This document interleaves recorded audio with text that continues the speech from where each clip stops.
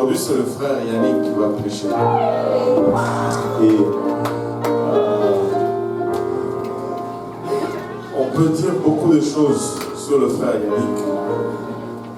Mais si on devait dire une chose, pour tout résumer, on dirait juste vite.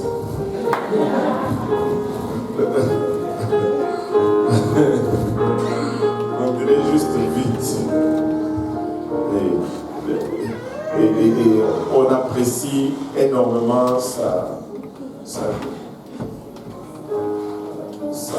ferveur pour l'œuvre de Dieu, sa dédicace pour l'œuvre de Dieu. Et quand le frère Yannick a vu la vérité, il n'a rien laissé le déroger de cette vérité. Et je suis content de pouvoir annoncer aujourd'hui que l'Église Pentecôtiste Unie Internationale lui a accordé une licence locale.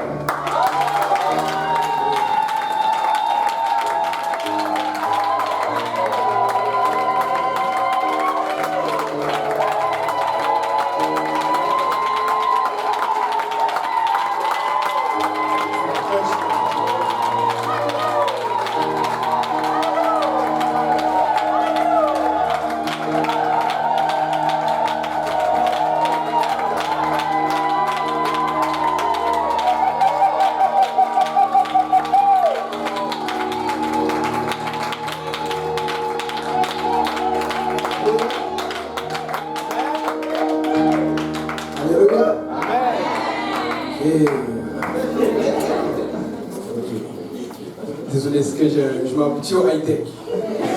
J'avais gardé quelque chose pour vous et puis ça s'est effacé par accident. Mais j'ai réussi à retrouver. Ok, gloire à Dieu. Amen.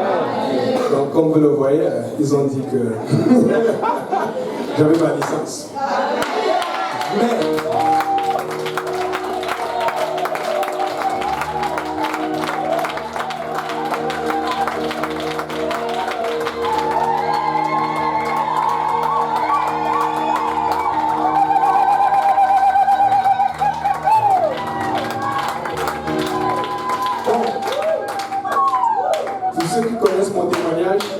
c'était pas facile.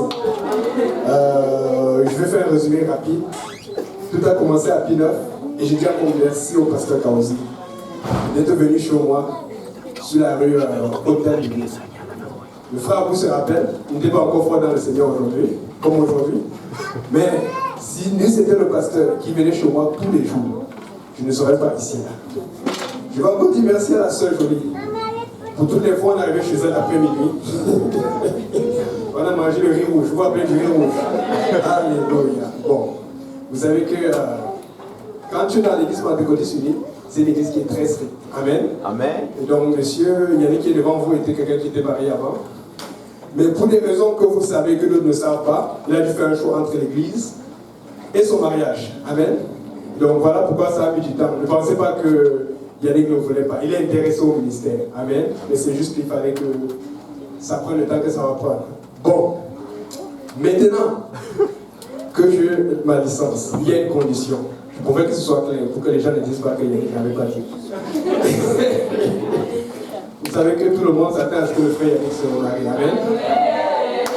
Mais ce n'est pas facile. On ne fait pas ça avec on se lève le matin et puis tu trouves la femme. Amen. Il faut chercher, il faut prier, il faut gêner même. Amen. Il faut que tu adores plus qu'avant. Amen. Comme ça, le Seigneur va la diriger vers toi. Donc, étant donné mon divorce passé, l'Église a quand même accepté de me donner la licence, mais quand je vais devoir me remarier, ça va être conditionnel, c'est-à-dire qu'il va falloir que je passe par un processus. Amen. Donc, c'est juste pour vous dire que dites aux sœurs de ne pas se presser parce que ça va. Bon, c'était pareil.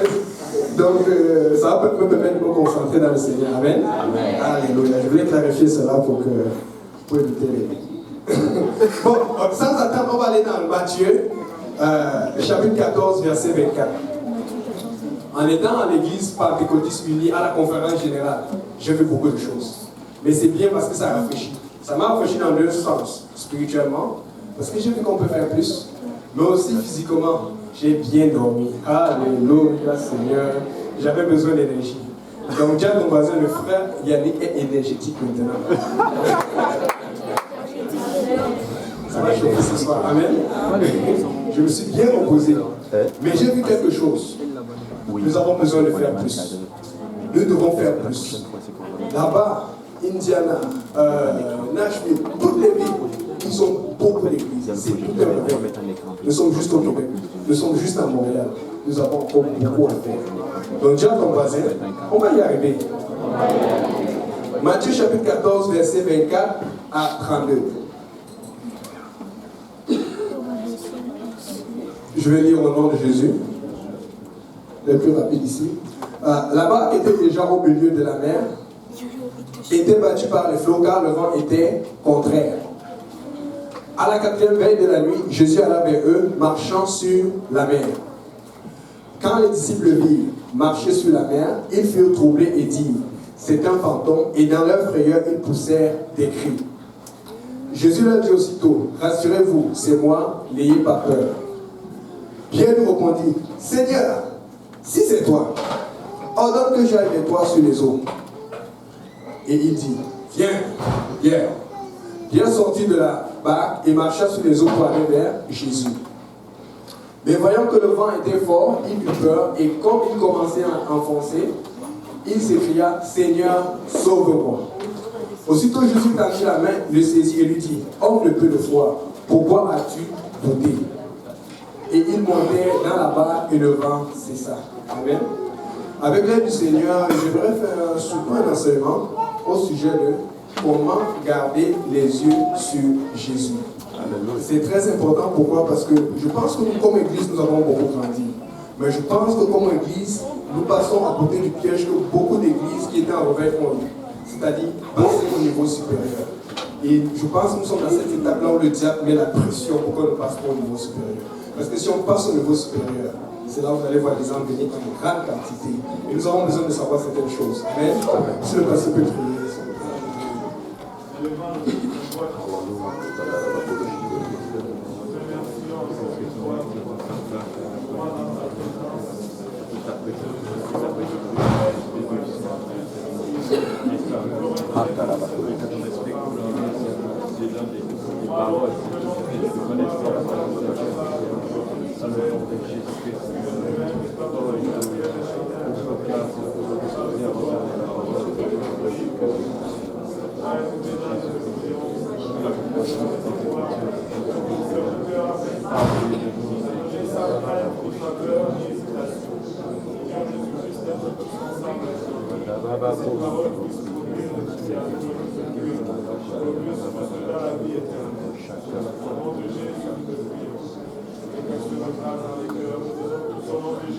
Au nom de Jésus.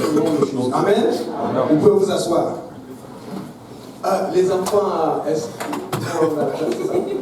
ok, les enfants, désolé, vous n'allez pas entendre le frère décrocher. C'est les enfants et leurs enseignants et enseignantes peuvent aller en bas. Ok, ils sont déjà ok. C'est bon. Bon, nous avons tous beaucoup de soucis. Amen. Nous avons les problèmes, nous avons les angoisses, nous avons les stress, nous avons les doutes. Amen. Comme frère Média la prochaine fois, quand tu doutes là, tu n'es pas bien péché. Ça va beaucoup faire peur sur vous. Donc, mais c'est une communication qui m'a beaucoup marqué. Donc, mais ce qui est important, c'est de regarder à Jésus. Amen. Dans les versets que nous venons de lire, Pierre, le fougueux Pierre, qui veut toujours tout essayer, qui est toujours prêt à tout. Il voit le Seigneur marcher sur l'eau, il dit, ok, si Dieu marche sur l'eau, moi je peux marcher sur l'eau. Amen. Il dit, Seigneur, bon, dis alors que je marche. Le Seigneur dit, viens alors marcher. Et il commence à marcher, lentement marcher. Et le problème, c'est que lui voulait faire ce que le Seigneur faisait, sans comprendre ce qui se passait. Et maintenant, quand il commence à marcher, il dit, c'est sérieux l'affaire. Mais ce qui a attiré son attention, la Bible dit qu'il y a eu des vents. C'est-à-dire que quand tu vas sur le chemin du Seigneur, il y aura des problèmes. Au départ, tu as l'impression, et parce que qui est venu à Dieu, tu avais l'impression que tout était facile. Après quelques semaines, c'est comme si, ouais, on m'a envoyé au comme ça. C'est dur, hein? Bon. Donc, les vents commencent à frapper, ça commence à souffler très fort, fort. Et puis alors, Pierre, ce qu'il fait, c'est qu'il commence à regarder au vent. qu'est-ce qu'il fait? Il commence à regarder aux problèmes. Il commence à regarder aux angoisses et aux situations, au lieu de regarder à Jésus. Amen. C'est important de garder les yeux sur Jésus. Amen. Parce que quand tu gardes les yeux sur Jésus, quelqu'un va même te cogner le pied, tu ne vas pas voir. Tu vas sentir mal. tu vas faire fi de la douleur. Lisons un peu au sujet de Salomon, ce que Salomon, l'homme qui a été le plus riche de tous les temps, qui sera jamais le plus riche, a dit. Ecclésiaste 1, verset 2. Ecclésiaste 1, verset 2. Vanité des vanités, dit l'Ecclésiaste, vanité des vanités, tout est vanité. 1, verset 14. 1, verset 14. S'il vous plaît. J'ai vu tout ce qui se fait sous le soleil, et voici tout est vanité et poursuite du vent. 2, verset 11. Puis j'ai considéré tous les ouvrages que mes mains avaient faits et la peine que j'avais prise à les exécuter, et voici tout est vanité et poursuite du vent. Et il n'y a aucun avantage à tirer ce qu'on fait sous le soleil. Et il y a beaucoup de versets similaires. Maintenant, pour conclure dans l'Ecclésiaste, on va aller dans le chapitre 12, le dernier chapitre, les deux derniers versets. Je pense verset 8 au 14. Le 6 derniers versets. Ecclésiaste chapitre 12. Les 6 derniers versets. Vanité des vanités, dit l'Ecclésiaste, tout est vanité. Outre que l'Ecclésiaste fut sage, il a encore enseigné la science au peuple et il a examiné, sondé, mis en ordre un grand nombre de sentences. L'Ecclésiaste s'est efforcé de trouver des paroles agréables et ce qui a été écrit avec droiture, ce sont des paroles de vérité. Les paroles des sages ont comme des étudiants et rassemblées en un recueil, elles sont comme des clous plantés donnés par un seul maître. Du reste, mon fils, tire instruction de ces choses, on ne finira pas. Si l'on voulait faire un grand nombre d'œuvres et beaucoup d'études, est une fatigue pour le corps. Continuez. Écoutons la fin du discours.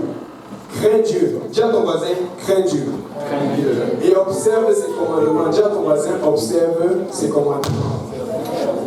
C'est là tout ce que doit faire pour toi. Amen. Et on voit que Salomon, c'est quelqu'un qui pouvait avoir ce qu'il voulait. S'il voulait avoir les voitures Tesla aujourd'hui, il aurait eu autant de voitures Tesla qu'il voulait. Les voitures électriques qui sont populaires. S'il voulait avoir des grandes maisons, il aurait eu tout ce qu'il voulait. Mais regardez, l'homme le plus riche dans son temps, l'un des hommes les plus puissants dans son temps, il a dit, crains Dieu, c'est le plus important. Parce que si nous regardons notre vie aujourd'hui, nous avons tous des soucis, mais des fois ces soucis nous stressent tellement que ça détourne notre regard de Christ. Et c'est très important de garder notre regard sur Christ. Amen. En toutes choses. Alors, je me suis dit que bon, étant donné que Salomon fait partie de l'ancien temps, on va aller chercher quelqu'un qui est dans ce temps-ci. Amen. Et il n'y a nul autre. Vous connaissez, combien de personnes ont l'iPhone ici? Parce que les jeunes ont l'iPhone, c'est ça. C'est ça. iPad. Le pasteur a l'iPad. Je pense que tout le monde est béni par iPad. Et vous connaissez le nom du fondateur de Apple? Steve Jobs. Il est mort aujourd'hui. Voici ses derniers mots avant de mourir. Je vais dire.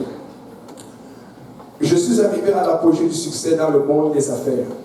Aux yeux des autres, ma vie est un exemple de réussite. Cependant, en dehors du travail, j'ai eu peu de joie. Pourtant, sa vie est un exemple de réussite. En fin de compte, la recherche est tout simplement un aspect de la vie auquel je me suis habitué.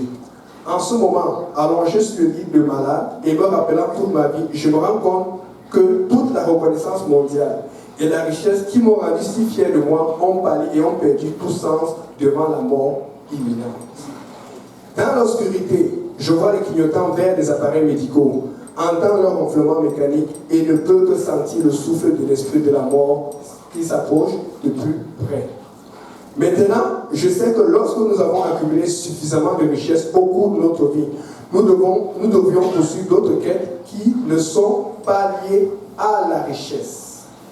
Cela devrait être quelque chose de plus important, comme peut-être les relations avec les autres, l'art, un rêve de jeunesse, etc. La recherche illimitée de la richesse ne fera que transformer une personne en un être tordu comme moi. Et reconnaissez qu'il est tordu. Dieu nous a donné l'intelligence pour ressentir la présence de l'amour dans le cœur de tout un chacun, et non les illusions provoquées par la richesse. C'est Steve Jobs qui parle.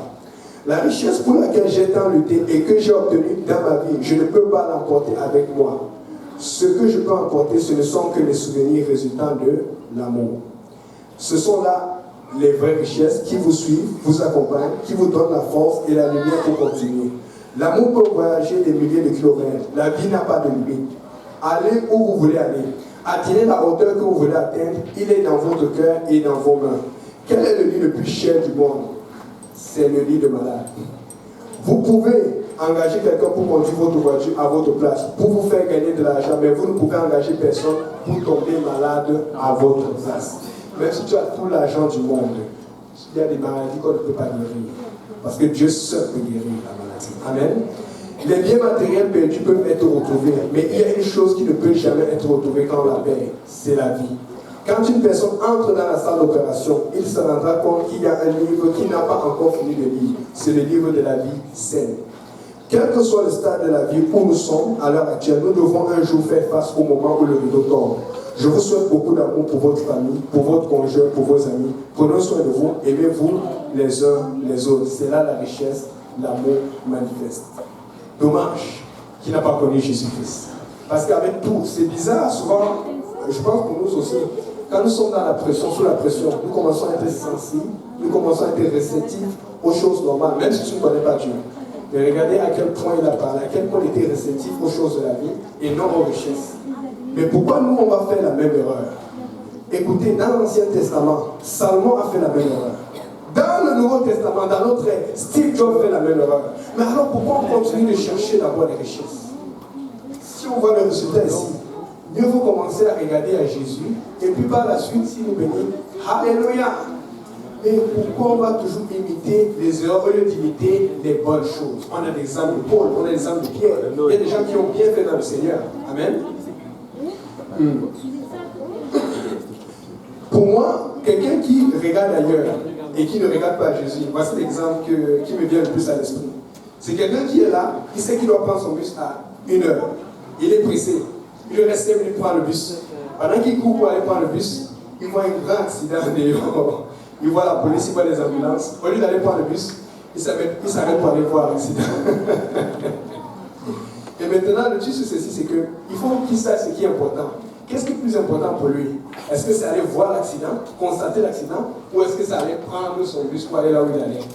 Maintenant, pour savoir ce qui est important, il faut que l'on regarde l'influence de ce que lui peut faire sur l'accident ou sur son trajet.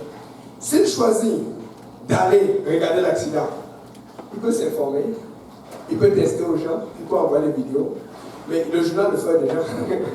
Amen. S'il choisit d'aller voir l'accident, il peut raconter, faire des commentaires. Hey, j'ai vu l'accident. Oh, l'autre est mort, l'autre est vivant, l'autre a fait comme ça. Amen. Mais dans le fond, il n'a pas une grande influence, à part raconter, à part constater, à part relater, à part passer le message. Amen. Mais s'il choisit de prendre son bus, parce que personne ne va prendre le bus à ta place. Personne ne va aller à ton travail à ta place. Personne ne va aller à ton école à ta place. Et l'avantage, c'est qu'en étant dans le bus, tu peux même regarder l'accident de loin. Même si tu ne vois pas autant que tu es. Mais nous, dans l'église, c'est un peu ce que nous faisons. Au lieu de prendre le bus que nous devons prendre pour aller où nous devons aller, nous voulons d'abord constater les choses. Nous voulons d'abord commenter les choses. Nous voulons d'abord apprécier les choses. Au lieu de se concentrer sur notre objectif. Amen. Très important.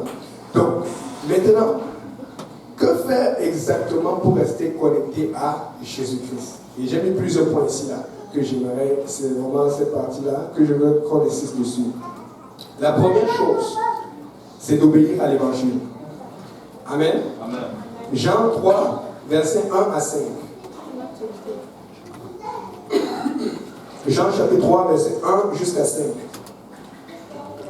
Jésus répond, chapitre 3, verset 1. Ok. Mais il y eut un homme d'entre les pharisiens nommé Nicodème, un chef des Juifs, qui vint, lui, auprès de Jésus de nuit, et il lui dit, Rabbi, nous savons que tu es un docteur venu de Dieu, car personne ne peut faire ces miracles que tu fais si Dieu n'est avec lui. Au fur et à mesure que j'avance, je vais comme upgrader. Donc, si quelqu'un se retrouve, qu'il se retrouve. Parce qu'on va parler de nouvelle naissance, mais je sais qu'il y a beaucoup de gens qui sont bien nés de nouveau aussi. Mais il y a beaucoup de gens qui sont pas encore nés de nouveau aussi. Amen. Maintenant, vous allez voir, plus je vais avancer, plus vous allez voir, c'est un peu plus difficile à faire. Mais c'est ce que nous avons besoin comme Église pour aller plus loin. Amen. Donc, je reste juste sur mon premier point. Jésus lui répondit, en vérité, je te le dis, si un homme ne naît de nouveau, il ne peut voir le royaume de Dieu. Nicodème lui dit, comment un homme peut-il naître quand il est vieux? Peut-il rentrer dans le sein de sa mère et naître? Jésus répondit, en vérité, je te le dis, si un homme ne naît d'eau et d'esprit, il ne peut entrer dans le royaume de Dieu. Jésus a été plus clair. Maintenant, Nicodème, un grand du monde, un peu comme un grand pasteur qui soi-disant connaît Dieu, mais qui ne sait pas comment faire pour être sauvé. Pour nous tous qui sommes ici, la première chose, le jour où tu entends parler de Dieu, la première chose que tu dois te demander, qu'est-ce que je dois faire pour être sauvé? Est-ce que vous savez que beaucoup de gens ne savent pas quoi faire pour être sauvé? Nicodème a été un des pharisiens honnêtes de son temps, qui a laissé sa gloire et son honneur de côté pour aller voir Jésus, parce qu'il s'est rendu compte que j'ai beau avoir de l'intérêt des autres, j'ai beau avoir des richesses, mais il me manque quelque chose. Aujourd'hui, je suis là pour vous dire ce que Jésus lui a dit. Jésus lui a dit qu'il doit naître d'eau et d'esprit. Et pour relativiser, pour aller plus vite, on va dans Acte 2, verset 38, et ça va être plus clair. Dans Acte 2, verset 38, lisons d'abord le verset 37. Acte 2, verset 37. Après avoir entendu ce discours, il eut le cœur vivement touché et il dit à Pierre et aux apôtres, hommes frères, que ferons-nous? Ça, c'est la question que chacun de nous doit se poser lorsqu'il n'est pas sauvé. Qu'est-ce que je dois faire? C'est très important. Regarde ton voisin et dis, qu'est-ce que je dois faire? Qu'est-ce que je dois faire? Et voici la réponse que Pierre leur dit. Pierre leur dit, repentez-vous et que chacun de vous soit baptisé au nom de Jésus-Christ pour le pardon de vos péchés et vous recevrez le don du Saint-Esprit. Amen. Et la naissance d'eau dont Jésus parlait, c'est le baptême d'eau par immersion au nom de Jésus-Christ. La naissance de l'Esprit, c'est le baptême du Saint-Esprit au nom de... le baptême du Saint-Esprit avec l'évidence de parler en langue. Maintenant, pour expliquer ça, c'est quoi le truc? C'est que nous tous, je faisais une étude hier soir avec un ami de Stéphanie qui est le Kwaka. Et puis quand on a commencé à parler du salut, il a commencé à me dire, oh, mais là, le karma, oui, mais j'essaie de faire des bonnes actions. C'est ça. Et puis j'ai dit, bon, car, écoute, combien de bonnes actions tu as fait et combien de mauvaises actions tu as fait? Il a dit, bon, ok, c'est vrai. J'ai dit, alors, tu penses qu'avec tes bonnes actions, mélanger tes mauvaises actions, c'est assez devant Dieu? Là, il était un peu sceptique. J'ai dit, bon, voilà, alors, Dieu vient adresser ta situation pour les mauvaises actions. Lorsque tu es baptisé, ce que Dieu fait, c'est qu'il te lave de tous tes péchés, c'est-à-dire que tout ton passé, jusqu'au point là où tu te fais baptiser. Amen. Amen. Mais le problème, c'est que pour un ancien pécheur, le péché ne part pas comme ça en un jour. Amen. Tu as beau être pardonné, tu as beau être sauvable, si vous permettez l'expression, au moment là où tu te fais baptiser. Mais qu'est-ce qui se passe? Par exemple, si tu avais un problème avec les mauvaises pensées, quand tu finis de te faire baptiser, tu rentres dans le bus, tu as tous les gens mal habillés, tu vas faire comment? Il y a encore le péché qui arrive. Voilà là où intervient le Saint-Esprit. Parce que c'est l'Esprit de Dieu qui va te donner la force de changer. Parce que si tu le fais baptiser sans avoir le signe de Dieu par la suite, qu'est-ce qui va t'aider à changer? Le baptême vient enlever tes dettes. Le baptême vient annuler tes dettes. Ça met tout à zéro. Mais comment tu vas faire pour pouvoir continuer dans ce zéro-là? Tu as besoin du Saint-Esprit. Amen. Regarde ton voisin, tu dis, tu as besoin du Saint-Esprit. Tu as besoin du Saint-Esprit. Avec plus de conviction, tu as besoin du Saint-Esprit. Alléluia. Deuxième point, pour garder les yeux sur Jésus, il faut ressembler à un enfant. Amen. Les enfants sont très intéressants. Je vais raconter quelques petites histoires. Lisons d'abord Matthieu 19, verset 14. Matthieu 19, verset 14.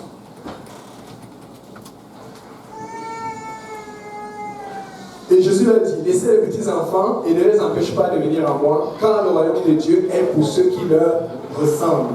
Vous savez, des fois, un enfant, lui, ne sait pas combien il y a dans le compte à banque. Un peu comme le pasteur expliquait un jour.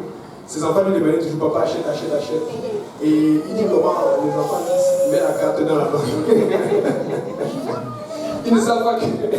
Il savoir qu'il faut mettre l'argent. Donc, un enfant qui ne comprend pas tout cela, il croit seulement, il pense que tout est possible. Amen. Des fois, c'est ça que ça nous prend. Penser que tout est possible. Et c'est ce qu'on appelle la foi. Amen. Il faut avoir foi en Dieu. Parce que Dieu est seul qui peut faire, qui peut rendre possible ce qui est impossible. Amen. Je vais vous raconter quelques petites histoires, anecdotes que j'ai eues avec des enfants ici à l'église. Un jour, je descendais au sous-sol. Et donc là, c'était un service dimanche. C'était à chaque année aux toilettes des gars. Mais bon, les toilettes des femmes étaient ouvertes. Moi, j'avais besoin juste de laver les mains. C'était même une affaire rapide. Je regarde à gauche, je regarde à droite. Bon, personne. Bah, je rentre. Je fais toute mon affaire, je sors. Quand je sors, je trouve grâce devant moi. Hey. Bon. Là, vous connaissez grâce, elle force au sous-sol.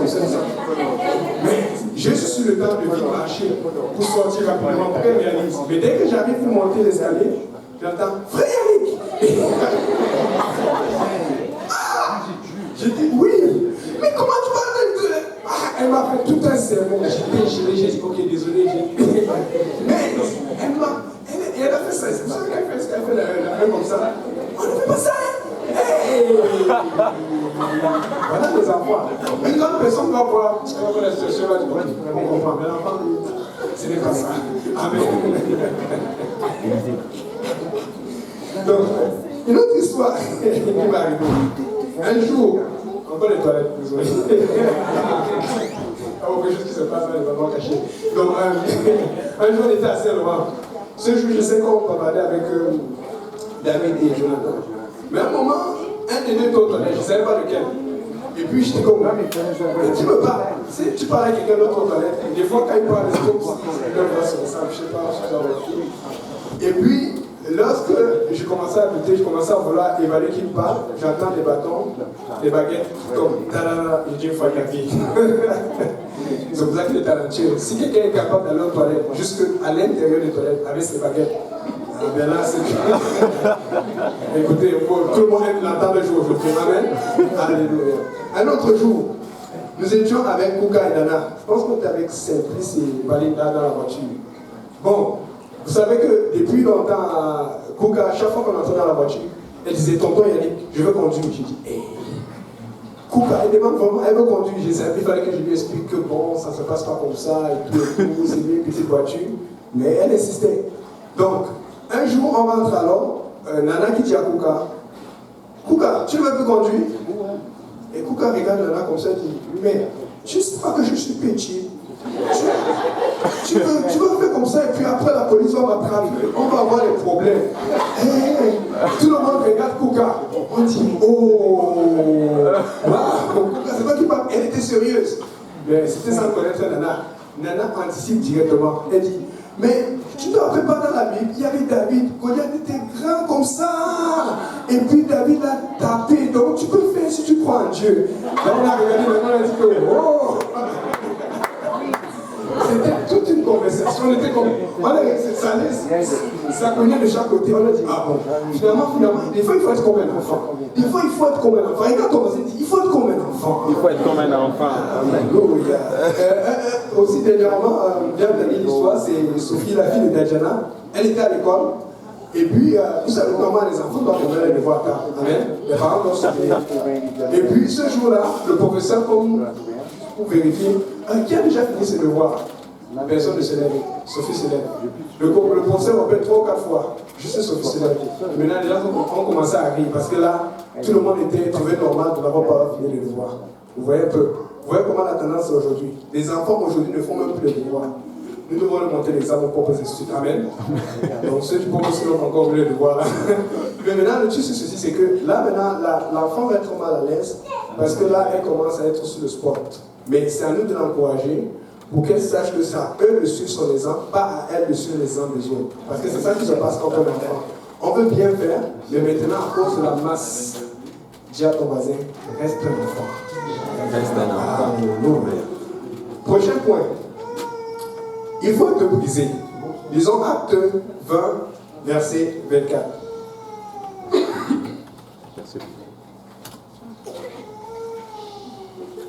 Mais je ne fais pour moi-même aucun cas de ma vie, comme si elle m'était précieuse, pourvu que j'accomplisse ma course avec joie. Et le ministère que j'ai reçu du Seigneur, Jésus, d'annoncer la bonne nouvelle de la grâce de Dieu. Amen. Et Paul est très sérieux ici là. C'est-à-dire, s'il y avait quelque chose qui devait entraver sa marche, qui devait l'empêcher de faire la volonté de Dieu, la chose devait passer à côté. C'est comme ça que Paul était. Maintenant, nous, à quel point nous sommes brisés aujourd'hui? Est-ce qu'il y a quelque chose qui peut venir te distraire? Tu dis, oh Seigneur, attends, je vais d'abord régler ce problème. Parce que je pense que c'est le cas. Ici aujourd'hui, il y a beaucoup de choses que Dieu attend de nous. Mais parce qu'on a beaucoup de problèmes, parce qu'on a des stress ici, tantôt c'est la maladie, tantôt c'est la famille, tantôt c'est les finances. Alors que Dieu demande une seule chose, que tu fasses sa volonté. Ce que je vous dis, c'est que faire la volonté de Dieu, on appelle ça la richesse spirituelle. Parce que tu t'emmagasines au ciel. Mais nous avons trop les yeux dirigés ici sur la terre. Si tes yeux sont tournés vers Jésus, tes yeux vont automatiquement être tournés vers le ciel. Et c'est là où tu vas avoir des richesses. Mais parce que cette terre nous a trompés pour nous dire voici le monde, voici comment il faut faire. On n'arrive plus à voir là où il faut regarder exactement. Les richesses de ce monde, c'est juste un outil pour nous. Pour les gens de ce monde, c'est une finalité. Mais pour nous, c'est juste un outil pour arriver à la finalité qui est le ciel. Pour arriver à la finalité qui est Jésus-Christ. Alors faisons attention aux richesses. Mais une façon de pouvoir faire attention aux richesses, c'est pour être brisé. Parce que si tu n'es pas brisé, la richesse va toujours passer avant. Si tu n'es pas brisé, tes besoins vont toujours passer avant. Il y a quelqu'un qui a besoin de te briser aujourd'hui. Amen. C'est très important d'être brisé. Je suis brisé au moment où, avant on disait frère Yannick. Mais depuis là, vous avez remarqué qu'il y a un nouveau Yannick dans l'église. Amen. Donc maintenant, quand on me fait un compliment, on dit Yannick, c'est bien. Je dis, je ne veux pas le cas Yannick. Yannick le Camerounais, on est québécois. Amen. Donc, fait il a pris un peu de ma réputation. Il a diminué ma popularité, mais comme je suis brisé, je ne vais pas faire la jalousie. Bon, je vais faire la jalousie, mais une jalousie spirituelle dans le sens là où je vais être content. Parce qu'on fait l'étude biblique ensemble, amen. Donc, maintenant, autre chose, la prière. On ne peut pas passer sans la prière. On ne peut pas passer sans la prière. Dis à ton voisin, tu as besoin de prier. Tu as besoin de prier. Vous vous rappelez de Samuel, n'est-ce pas? Samuel a commencé à entendre la voix de Dieu très tôt. Dès le bas âge, nous avons besoin de prier. Tu ne peux pas t'en sortir si tu ne pries pas. Écoutez, lorsque tu as un problème aujourd'hui, si tu as un accident, tu appelles le 911 et en général ta voix est comme aidez-moi. Quand tu as un problème de maladie, tu vas à la soirée maladie. En quelque sorte, tu es en train de prier, tu es en train de demander de l'aide. Mais ce que Dieu essaie de nous faire, c'est de défocaliser notre attention sur l'aide gouvernementale, sur l'aide terrestre, et de focaliser notre attention sur l'aide spirituelle. Et c'est là où il y a lieu le miracle. Mais si tu n'en crois pas au miracle, si tu ne penses pas que ce soit possible, comment est-ce que le miracle va arriver? Parce qu'on dit que ça commence par la foi. Amen. C'est très important la prière. Tu ne peux pas passer sans la prière. Amen. Voilà pourquoi on a une réunion de prière chaque samedi ici. Mais la réunion de prière samedi ne doit pas suffire. Oh, je suis venu à la réunion de prière le samedi, et puis je suis venu. Tu dois prier toi-même dans la maison. Amen. Tous les jours. Amen. Parce que Dieu va te connecter avec toi. Lorsqu'on commence l'étude biblique, quand tu lis la Bible ne parle pas de prière au départ. Vous savez pourquoi? Parce que quand Dieu a créé le jardin, il était là. Tout allait bien. Il était connecté à l'homme.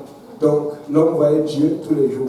Mais le problème, c'est qu'il voyait tellement Dieu tous les jours qu'il prenait ça pour acquis et c'est devenu cool. Et c'est ça le danger. Mais le problème, c'est que quand l'homme a péché, la présence de Dieu s'est éloignée. Pourquoi? Parce que Dieu ne tolère pas le péché. Alors qu'est-ce que Dieu a fait? Il a fermé le jardin. Il a dit, sors. Maintenant, ce qui se passe, c'est que lorsque Dieu ferme le jardin et qu'il chasse l'homme, l'homme se rend compte que, hey, donc je mangeais gratuit comme ça là, parce que dehors là, il y a la sécheresse, il y a des problèmes, les choses ont changé. Il dit, oh Seigneur, ouais, je n'avais pas réalisé. Maintenant, j'ai vraiment besoin de toi. Ça n'a pas changé puisque la malédiction est toujours là, en attendant que le Seigneur revienne. Amen. Amen. Alors, si on avait besoin de Dieu avant, on a besoin de Dieu aujourd'hui. Et la Bible dit que quand Enoch est fini, c'est là où on commence à invoquer le nom de Dieu, c'est-à-dire appeler à Dieu. Parce que ce qui repousse Dieu, ce sont nos mensonges, nos péchés. Il y a tellement de péchés sur cette terre, il y a tellement de péchés au Québec que le Seigneur a tendance à s'éloigner parce qu'il n'aime pas ça. Alors c'est à nous de ramener Dieu ici là. Et comment on va ramener Dieu? En criant à Dieu, en criant constamment et souvent son nom, en criant régulièrement, en invoquant son nom. Mais si on ne l'invoque pas, pourquoi va-t-il se présenter? Nous devons invoquer Dieu. Si tu invoques Dieu, tu appelles Dieu dans ton école. Si tu invoques Dieu à ton travail, tu l'appelles. Si tu invoques Dieu à ta maison, tu l'appelles. Ce qui fait que ça va influencer les autres qui sont pécheurs, qui ne savent pas comment faire. Il y a des choses qui vont arriver dans le Seigneur seulement et seulement si tu pries. Si tu ne pries pas, il y a nada. Amen. Très important. Maintenant, on rentre, il y a le dernier point, très important aussi là. L'adoration. Tu dois adorer Dieu. Tu ne dois pas regarder quelqu'un pour dire que, ah, moi, c'est mon modèle. Tu dois aussi être un modèle pour quelqu'un. Amen. Je vais donner un exemple d'une adoration dans le monde, ce qui s'est passé dans l'Ancien Testament, pour montrer à quel point ils sont sérieux avec les affaires. Disons 1 Samuel, chapitre 5, versets 1 à 5. Les Philistins prirent l'arche de Dieu et ils la transportèrent d'Ébène-Ézer à Asdod. Après s'être emparés de l'arche de Dieu, les Philistins la firent entrer dans la maison de Dagon et la placèrent à côté de Dagon. Le lendemain, les Asdodiens qui s'étaient levés le bon matin trouvèrent Dagon étendu la face contre terre devant l'arche de l'Éternel et ils prirent Dagon et le remirent à sa place. Le lendemain encore, s'étant levé le bon matin, ils trouvaient Dagon étendu face contre terre devant l'arche, la tête de Dagon, et ses deux mains étaient abattues sur le ciel et il ne lui restait que le tronc. On avait tout coupé. Amen. Parce qu'on n'a qu'un seul Dieu, et c'est lui le Tout-Puissant. Amen. Ok. C'est pourquoi jusqu'à ce jour, les prêtres de Dagon et tous ceux qui entrent dans la maison de Dagon à Azot ne marchent point sur le sol. Maintenant, le seuil de la porte, c'est quoi? C'est la partie juste centrale au bas. Là. Vous savez, quand tu en as une porte là, c'est la ligne entre les deux battants. Ok? Ce qui veut dire qu'un prêtre de Dagon qui va, c'est-à-dire que même si les joyeux là, c'est des fois là, tu fais ton truc, qui arrive là, il veut déjà faire ça. Ah, j'ai oublié, il va faire comme ça. Vous comprenez que ça fait un peu bizarre. Tu es là, tu vas rentrer à la porte, et tu arrives sur le passage au pied, tu fais ça. Regardez un peu le mouvement. Tu es là, si tu viens de côté, comme ce sont les grandes portes, tu fais ça. Ouais. C'est ça, c'est littéralement. La Bible dit qu'ils ne marchent point sur le sol. C'est-à-dire que d'autres, pour s'assurer, les gens les plus élevés, dès qu'ils arrivent, ils sautent. Vous comprenez? C'est ça. Ça va symbolisé. Mais nous, quand on commence à faire des choses comme ça, là, quand le frère se dit, tu fais ça, là, on commence à dire, regardez comment ils sont. Les gens parlent même en patois. Tu sais son quoi, là? Hein? Vous avez vu ce qu'ils font pour leur Dieu. Et vous avez vu comment ils adorent leur Dieu. Mais nous, on va adorer notre Dieu qui est plus puissant, qui a coupé les mains de leur Dieu. Qui a travaillé. Quand on veut faire les fous, quand on veut faire les plus bonnes.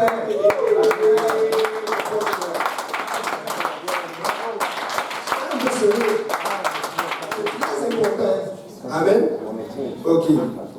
Le dernier point, le plus important, qui va nous aider à passer plus loin. Ça, c'est très très important. C'est ce qu'on appelle un esprit de soumission. Je vais lire dans Nombre, chapitre 20, versets 1 à 12.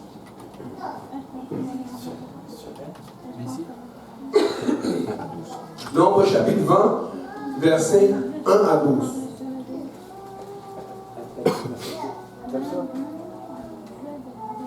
Toute l'assemblée des enfants d'Israël arriva dans le désert du Tin le premier mois, et le peuple s'arrêta à Kadès. C'est là que mourut Marie et qu'elle fut enterrée. Continuons. Il n'y avait point d'eau pour l'assemblée et l'on se souleva contre Moïse et Aaron, contre le pasteur assistant. Amen. Continuons. Le peuple chercha querelle à Moïse. Il dit, que n'avons-nous expiré quand nos frères expiraient devant l'Éternel?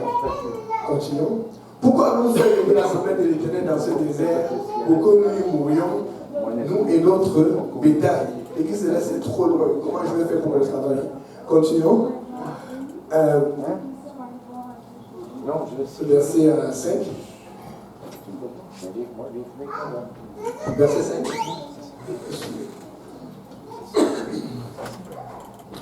Pourquoi nous avez-vous fait monter hors d'Égypte pour nous amener dans ce méchant lieu? Ce n'est pas un lieu où l'on puisse s'aimer.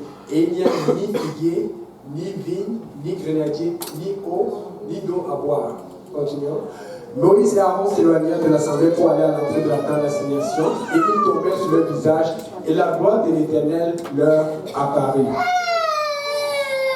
L'Éternel parla à Moïse et dit, ce que je veux apporter, si c'est important, avant de continuer la lecture, c'est que Chaque fois qu'il y avait un problème, chaque fois qu'il y avait une querelle, Dieu ne va pas dire ok, écoutez le peuple, je vais. Non, non. Dieu va appeler Moïse et puis l'Éternel va parler à Moïse. Amen. Quand il y aura un problème dans l'église, Dieu va appeler le pasteur, il va parler. Et toi tu es là, Dieu aussi peut me parler. Amen. Non, non. Dieu ne parle pas à deux personnes différentes. Il ne va pas de deux messages différents. Amen. Donc l'Éternel a parlé à Moïse.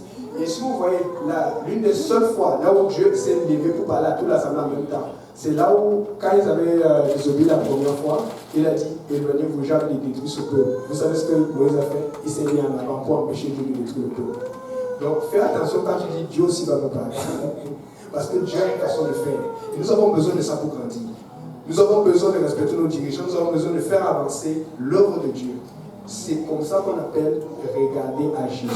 Parce que si tu regardes au problème, il y aura toujours des problèmes, parce que nous sommes tous imparfaits. Amen. Tu dois regarder à Dieu et c'est Dieu qui va te diriger. Amen. Continuons. Et prends la verge et convoque l'assemblée, toi et ton frère Aaron. Vous parlerez en leur présence au rocher, et il donnera ses eaux. Tu feras sortir pour eux de l'eau du rocher. Tu abreuveras l'assemblée et leur bétail. Continuons. Moïse prit la verge qui était devant l'Éternel, comme l'Éternel lui avait dit, lui avait ordonné. Moïse et Aaron convoquèrent l'assemblée en face du rocher, et Moïse leur dit, écoutez donc, rebelles, est-ce de ce rocher que nous vous ferons sortir de l'eau? Puis Moïse leva la main et frappa 2 fois le rocher avec sa verge. Il sortit de l'eau en abondance. L'assemblée et le bétail aussi but. Et le bétail aussi. Dernier verset. Alors l'Éternel dit à Moïse et à Aaron, parce que vous n'avez pas cru en moi pour me sanctifier aux yeux des enfants d'Israël, vous ne ferez point entrer cette assemblée dans le pays que je lui donne. Des fois, nous sommes là, nous nous plaignons des dirigeants, du pasteur de tel, mais on oublie que juste le fait que Dieu leur parle, ils sont sous pression. Regardez, Moïse n'a pas obéi à Dieu. Dieu négocie avec lui, Dieu ne négocie pas avec le peuple. Mais il a fait une erreur et ça lui a barré la terre promise. Ce que je suis en train de vous dire, c'est que s'il y a un problème dans l'église ou s'il y a quelque problème que ce soit, Dieu va traiter avec la personne. Dieu va traiter avec le pasteur. Toi, regarde à Jésus. Toi, tu dois regarder à Jésus. Fais ce que Dieu te demande. Parce que regardez comment Moïse lui-même n'a pas pu entrer dans la terre promise. Parce que lui aussi il était aussi sous pression. Lui aussi il était stressé. Et lui aussi il a désobéi. Mais regardez, qu'est-ce qui se passe? C'est que Dieu aurait pu ne pas faire sortir de l'eau. Mais Moïse a frappé le rocher et l'eau est quand même sortie. Pourtant, ce n'est pas ce que Dieu a demandé.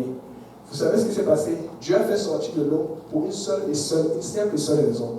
Parce que si Moïse faisait ce miracle, lui qui avait toujours fait des miracles et qui marchait, et que celui-là ne marchait pas, le peuple allait dire, oh, voilà, l'onction est finie. Hey! On allait lapider Moïse là-bas maintenant pour vrai.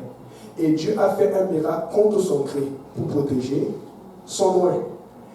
Ce qui veut dire que vous devez plus me prier pour vos pasteurs, vous devez plus prier pour vos dirigeants, parce qu'ils sont plus, c'est eux qui sont en face de Dieu, quand ils désobéissent, la punition est plus grande pour eux que pour vous qui êtes loin. Mais des fois, on ne voit pas cela. Et je vous dis, comme Église, nous devons traverser cela, parce que des fois, Dieu nous appelle à faire des choses, mais nous bloquons sur des choses inutiles. Si nous voulons aller plus loin, nous devons commencer à regarder à Dieu et à faire ce que Dieu nous demande. Le reste, Dieu va s'en occuper. Amen. C'est très important. Amen. Si on peut aller en musique. Donc, aujourd'hui, j'aimerais que chacun d'entre nous s'autocritique. Amen. Regardons par exemple la journée de demain. Je sais qu'il y a des gens qui vont aller travailler. Je sais qu'il y a des gens qui vont aller à l'école. Je sais qu'il y a des gens qui vont aller aider d'autres personnes. Mais n'oublie pas ce soir de commencer à prier. Amen. N'oublie pas demain de venir à l'étude ici à l'Est ou de venir à l'étude à Saint-Laurent. N'oublie pas de passer du temps avec le Seigneur dans l'adoration.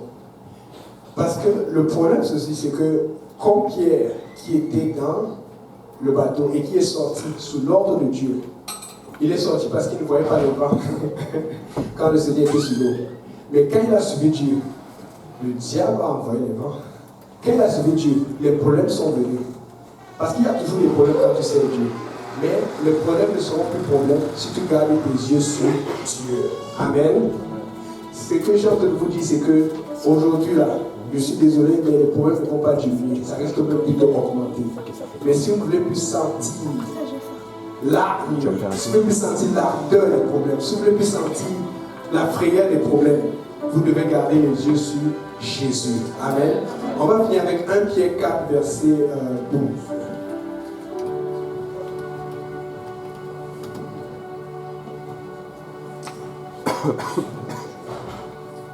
Bien-aimés, ne soyez pas surpris comme d'une chose étrange qui vous arrive de la fournaise qui est au milieu de vous pour vous éprouver.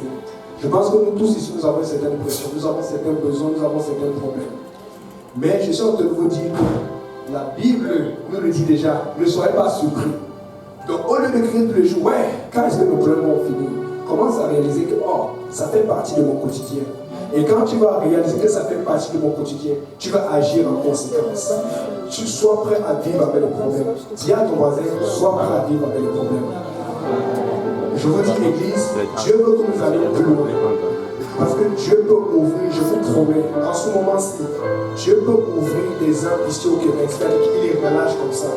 Et les âmes vont commencer à pleuvoir, pleuvoir, pleuvoir, pleuvoir.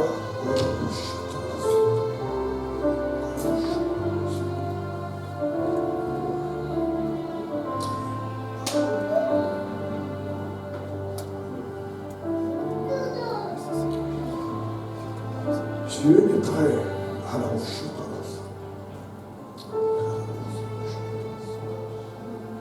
Ainsi par l'Éternel. Je suis prêt à envoyer autant d'armes qu'il faudra. Cette église est prête pour la multiplication. Cette église est prête pour la multiplication à un niveau qu'on n'avait même pas idée. Mais qu'est-ce que vous faites? Qu'est-ce qui vous retient? Qu'est-ce qui vous retient? Cette église est prête pour la multiplication. Laissez-vous diriger par mon esprit. Laissez-vous diriger par ma main. Et je vais faire de vous des grandes personnes dans ce monde. Je vais faire étaler ma gloire. Oh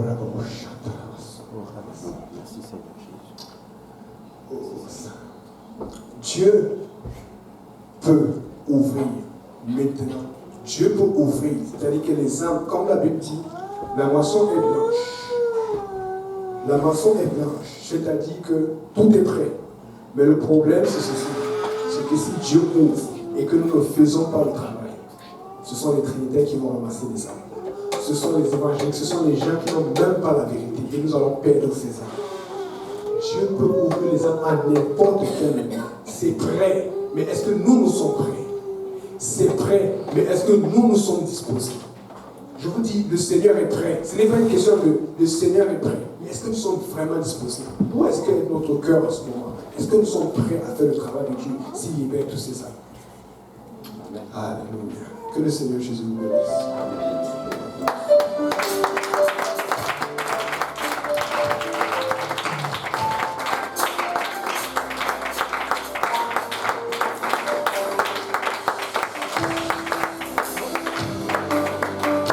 On peut se lever tous ensemble et venir passer à une temps dans la présence du Seigneur. Laissez Dieu nous parler avant que nous examinons nous-mêmes. Lorsque nous sommes rendus avec le Seigneur. Alléluia.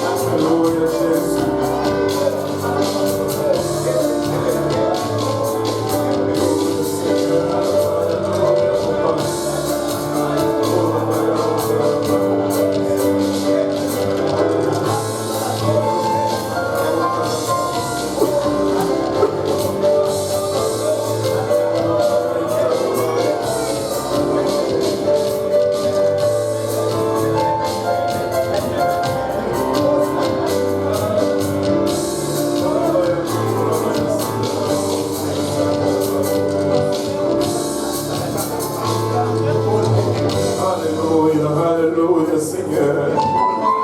Alléluia, Seigneur Jésus.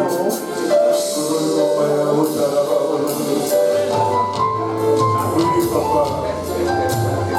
Jésus. Nous ne voulons pas être distraits par la tempête. Seigneur, cette tempête était là avant que Pierre ne pose son pied sur la mer, ô Éternel. Père, l'instant qu'il avait le regard sur toi, Seigneur, tout allait bien. Donne-nous de garder notre regard sur toi, Seigneur. Donne-nous de garder notre regard sur toi, Papa. Donne-nous de ne pas nous concentrer sur la tempête, Papa.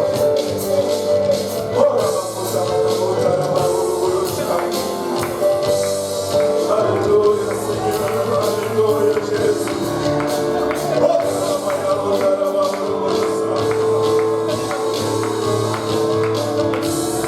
Alléluia.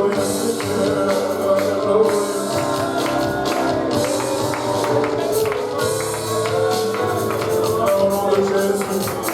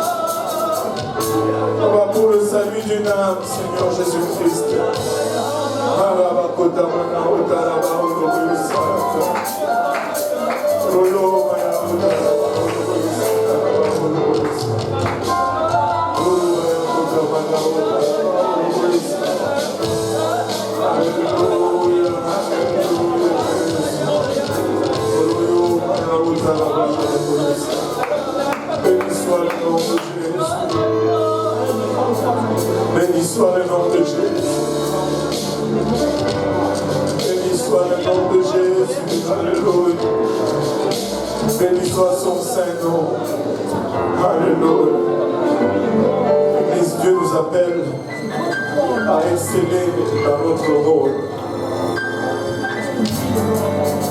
Dieu nous appelle à ne pas se contenter, à ne pas nous contenter de la médiocrité.